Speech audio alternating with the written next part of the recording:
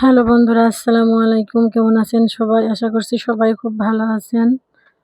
আলহামদুলিল্লাহ, আপনাদের দোয়ায় আমিও অনেক ভালো আছি। আজকের ব্লগটা আমি সকাল থেকে শুরু করলাম।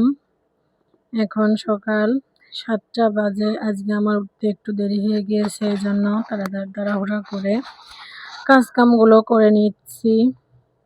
এখন প্রথমে আমি থালাবাটিগুলো মেজে নিচ্ছি, যেহেতু বৃষ্টির সময় বাইরের কাজগুলো আগে আগে করাই ভালো। তারপরেও কিন্তু বৃষ্টি শুরু হয়ে গেছে, আমি এরকম করে তাড়াতাড়ি করে কাজটা সেরে নিচ্ছি। এখন আমি থালাবাটিগুলো মাজা হয়ে গেছে, রান্নার যে আসবাবপত্রগুলো সেগুলো মেজে নিচ্ছি। মেজে ধুয়ে হাঁড়ি কড়াইগুলো আমি ভালোভাবে পরিষ্কার করে নেব।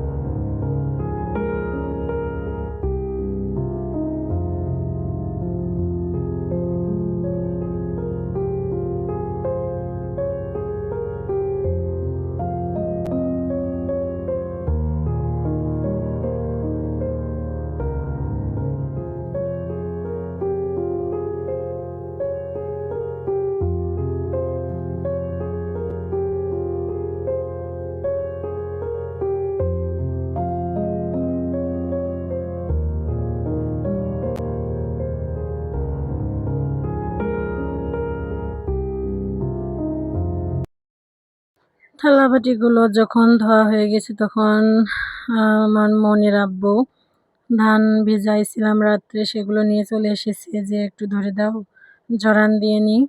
আসলে ধানের বীজগুলো কালকে রাত্রে নিয়ে আসে, ভিজানো হয়েছিল। এখন সেগুলো ঝরান দিয়ে নেওয়া হচ্ছে। এই ধানের বীজগুলো একটা ছালার বস্তা যেটা বলে, ওইগুলোতে পাটের বস্তা, ওগুলোতে ঝরান দেওয়ার পরে একদিন এক রাত ভালোভাবে রাখার পরে বীজটা ভালোভাবে মানে কল বের হয়, গাছ বের হয়। তারপরে জমিতে রোপণ করা হয় সেই ধানের বীজগুলো, সেটা থেকে চারা হয়। এরপরে আমি মুরগিগুলো ছেড়ে নিলাম, কারণ বেলা হয়ে গেছে, এখন ওদের রান্না করে ছাড়তে যাওয়া হয়, অনেক দেরি হয়ে যাবে। তারপরে আমি চলে আসলাম রান্না করতে। আসলে যখন বর্ষাকাল থাকে তখন কিন্তু চুলাটাও ভালোভাবে জ্বলতে চায় না, অনেক কষ্ট হয় চুলাটা ধরানোর সময়। তবে একবার যখন ধরে যায় তখন কিন্তু ভালোভাবে রান্নাটা হয়ে যায়। আমি চুলাটা ধরিয়ে নিচ্ছি প্রথমে। আর আজকে রান্না করব ডিম আলু দিয়ে, আর পটল ভাজি করব। কুচি করে কুটে পটলটা ভাজি করে নেব। প্রথমে আমি ভাত দিয়ে দিয়েছি ওই চুলায়, আর এইদিকে আমি ডিম সিদ্ধ করে নিয়েছি। মানে ডিম সিদ্ধ করার জন্য পানিতে একে একে দিয়ে দিচ্ছি। আসলে আমি কিন্তু ডিমগুলো সুন্দর করে ধুয়ে তারপরে কড়াইতে দিয়েছি। আর এই ডিমের সাথে আমি আলুগুলো কেটে সিদ্ধ করে নেব,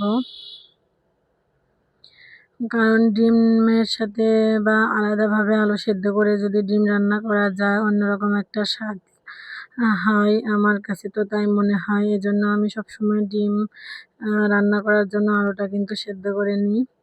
এখন ডিমটা সেদ্ধ হয়ে গেছে, আলুটাও কিন্তু ভালোভাবে সেদ্ধ হয়ে গেছে। আমি আলুটা রেখে ডিমগুলো আগে তুলে নিচ্ছি, কারণ ডিমগুলো ছুলতে হবে। এদিকে আমি আলুটা নামিয়ে ভাতের হাঁড়ি যেটা, সেটা এদিকে দিয়ে দিলাম। ওইদিকে অল্প জাল হচ্ছে, এই জন্য ভাতটা এখনও হয়নি। তারপরে আমি সবসময় কিন্তু পাটায় মশলা বেটেই রান্নাটা করি। এখন আমি পাটায় মশলাটা বেটে নিচ্ছি, আর ওদিকে ভাত হতে থাক। আমি পাটায় মশলা বেটে রান্না করলে আমার মনে হয় অন্যরকম একটা স্বাদ আসে। ব্লেন্ডারে কিন্তু আমি খুব মশলা বাটাবাটি করি না। যখন বেশি প্রয়োজন তখন আমি ব্লেন্ডারে বাটনাটা করি। এখন পেঁয়াজ কুচি আমি ভালোভাবে লাল লাল করে ভেজে নিয়েছি। এরপরে বাটা মশলাগুলো একে একে দিয়ে দিলাম। তারপর লবণ হলুদ দিয়ে আমি মশলাটা একটু ভেজে নিলাম। এরপরে হালকা করে পানি দিয়ে মশলাটা কষিয়ে নিচ্ছি। মশলাটা যখন কষানো হয়ে যাবে তখন ওই সেদ্ধ করে রাখা আলুটা আমি দিয়ে দেব।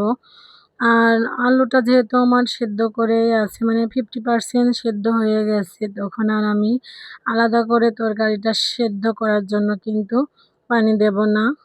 এরকম করে একটু ভেজে নিয়ে একবারে ঝোলটা আমি দিয়ে দেব পরিমাণ মতো।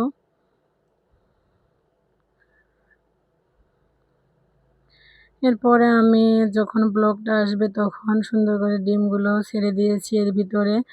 ডিম রান্না শেষ করে আমি এখন পটলগুলো ভাজি করে নিচ্ছি। পটল ভাজি করার জন্য প্রথমে আমি পেঁয়াজ রসুন আর কাঁচামরিচ কুচি করে কেটে নিয়েছি।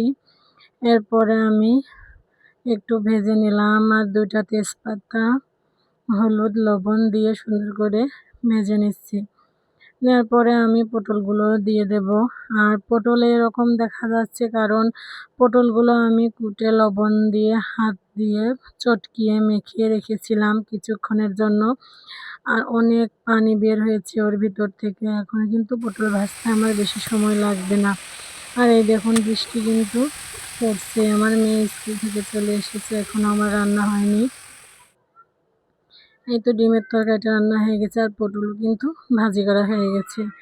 গোসল করে খাওয়া দাওয়া করে চলে আসলাম সেলাই মেশিনের কাজে একটু, কারণ এই বালতির কভারগুলো আজকে বাড়ি পাড় থেকে আমি কিনেছি।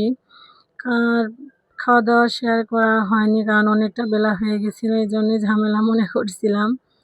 এরপরে আমি মেশিনে কভারগুলো সেলাই করছি আর আমার ছোটো মেয়েকে পড়াতে বসতে বললাম, ও পড়তে বসেছে। ছোট ছোট হাতে ছোট ছোট লেখা, খুবই সুন্দর করে লেখা শিখে গেছে সব কিছু। আর স্কুলে ভর্তি করেছিলাম, কিন্তু স্কুলেও একা একা যেয়ে থাকতে পারে না, আর আমাকে বসে থাকতে হয়, যে এই জন্য আমি স্কুলে আর দিচ্ছি না। কারণ এই বছরটা পার হোক, তারপরে সামনের বার একবারে নার্সারিতে ভর্তি করে দেব। প্লের পড়া কিন্তু বাড়ি থেকে শিখে যাচ্ছে, প্লের বই যেহেতু আছে আমাদের কাছে। এরপরে আমি ওর পড়াশোনা শেষ করে বিছনাটা ভালোভাবে ঝেড়ে মুছে নিচ্ছি, কারণ বর্ষার সময় অনেক সাপের উপদ্রব হয়েছে আমাদের বাড়ির আশেপাশে, কিন্তু কারো কারো ঘরে সাপ উঠেছে। এই জন্য ভাবতেছি সবসময় পরিষ্কার পরিচ্ছন্ন থাকাটাই ভালো। খাটের তল দিয়ে বিছনা কাঁথা সবগুলোই আমি ঝেড়ে সুন্দর করে রাখছি, যাতে ভয় না থাকে। আর আমি তো বাচ্চা কাচ্চা নিয়ে থাকি, দেখা যাচ্ছে কোনো অসুবিধা যাতে না হয়, এই জন্য। এই তো আমার ছেলে আমার সাথে দুষ্টুমি করছে, আর আমি ঘরটাও ঝাড়ু দিয়ে নিলাম বিছনাটা ঝেড়ে। আজকে আর ভিডিও বেশি বড় হয়ে যাচ্ছে বন্ধুরা, ভিডিওটা কিন্তু আমি আর বড় করছি না। সবাই ভালো থাকবেন, আর আমার চ্যানেলে যারা নতুন আছেন সাবস্ক্রাইব করে পাশেই থাকবেন। আসসালামু আলাইকুম।